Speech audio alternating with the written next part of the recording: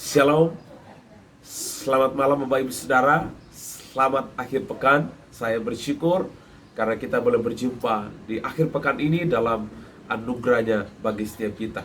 Di akhir pekan ini Bapak Ibu Saudara, saya menyapa saudara dari daerah Sulawesi Utara, yaitu Manado. Saya ada di puncak, di mana kita bisa melihat pemandangan yang ada di belakang saya itu di pinggir pantai yang begitu indah yang Tuhan anugerahkan bagi setiap kita. Bapak Ibu Saudara yang dikasih dalam Kristus, di akhir pekan ini saya rindu membagikan firman Tuhan buat Bapak Ibu Saudara. Sebelumnya mari kita satu hati dalam doa. Bapa di sorga, teguhkanlah kami di akhir pekan ini melalui perenungan firman-Mu, agar kami semakin belajar untuk memahami setiap apa yang Tuhan kerjakan dalam hidup kami. Kami bersyukur menyerahkan waktu ini dalam nama Kristus, kami berdoa, haleluya, amin. Bapak Ibu Saudara, firman Tuhan yang menjadi perenungan kita di akhir pekan ini terdapat dalam kitab Ibrani pasal 11 ayatnya yang kedua.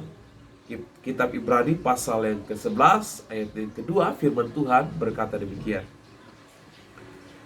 Karena iman kita mengerti bahwa alam semesta telah dijadikan oleh firman Allah, sehingga apa yang kita lihat telah terjadi dari apa yang kita tidak dapat lihat. Alam semesta telah dijadikan oleh firman Allah, sehingga apa yang kita lihat telah terjadi dari apa yang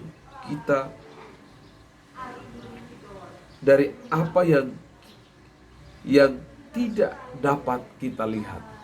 Bapak Ibu Saudara kasih oleh Tuhan, kitab Ibrani adalah kitab yang tidak diketahui siapa penulisnya.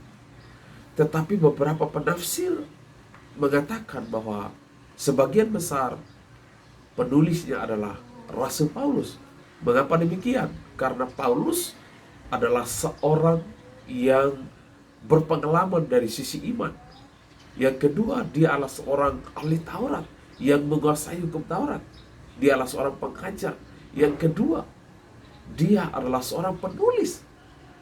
Dia menulis kurang lebih 14 surat yang dia tulis.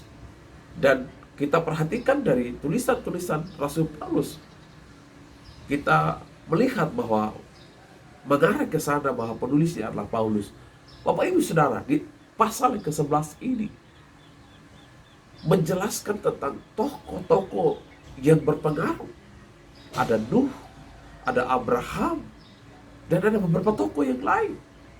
Dan di ayatnya yang kedua ini menarik sekali Bapak Ibu Saudara, bahwa dengan iman kita mengerti segala sesuatu. Dengan iman itu menjadi dasar, menjadi fondasi di mana kita memahami segala sesuatu yang ada di sekitar kita, termasuk di dalamnya alam semesta.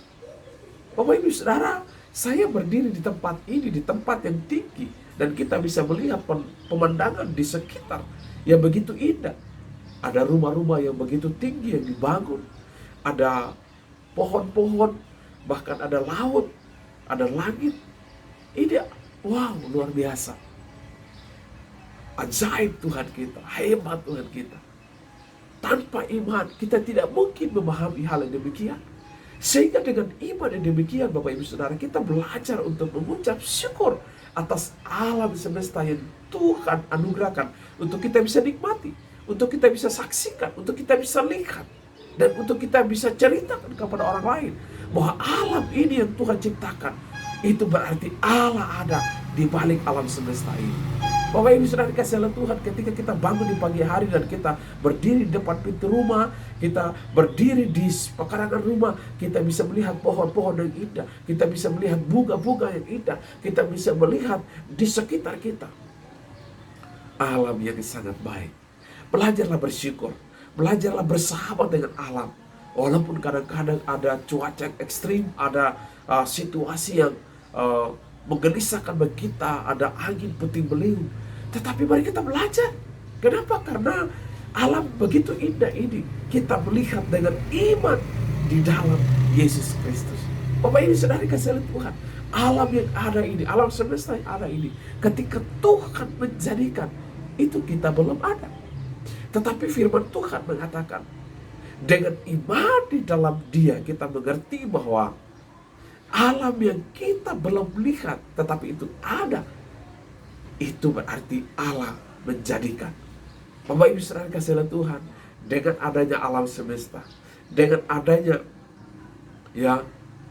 alam ini, kita bisa berkarya, kita bisa bekerja, kita bisa melayani, kita bisa bersaksi, kita bisa berusaha, kita bisa melakukan semua aktivitas kita.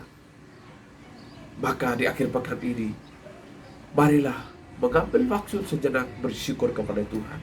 Tetapi yang kedua, mari kita melihat segala sesuatu dengan iman di dalam Yesus Kristus. Maka di sanalah kita bisa belajar bersaksi, di sanalah kita belajar bersyukur, dan di sanalah kita belajar untuk memahami betapa dalamnya, betapa tingginya, betapa luasnya, betapa lebarnya kasih dan anugerah Tuhan di dalam hidup kita. Tuhan Yesus memberkati. Mari kita berdoa. Bapa di sorga, terima kasih kami bersyukur buat firman-Mu di akhir pekan ini. Biar kami belajar bersyukur untuk alam semesta yang Tuhan berikan. Kami belajar bersyukur untuk iman yang Engkau taruh dalam diri kami untuk memahami segala sesuatu dalam hidup kami.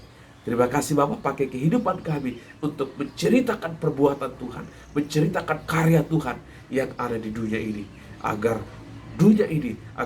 orang-orang di sekitar kami boleh memahami, boleh menyaksikan perbuatan Tuhan dalam hidup kami. Kami bersyukur, berkati semua saudara kami, berkati semua keluarga kami, berkati semua jemaat Tuhan, agar mereka tetap terpelihara dalam anugerah Tuhan.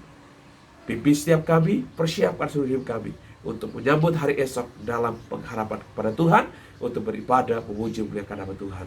Kami berdoa dan bersyukur di dalam nama Tuhan Yesus, Tuhan dan Juru Selamat. Kami berdoa, haleluya, haleluya, amin. Puji Tuhan Bapak Ibu Saudara, demikianlah renungan di akhir pekan ini. Sampai jumpa di renungan awal pekan di hari Senin pagi. Tuhan Yesus memberkati kita semua. Shalom, salam optimis karena Tuhan ada.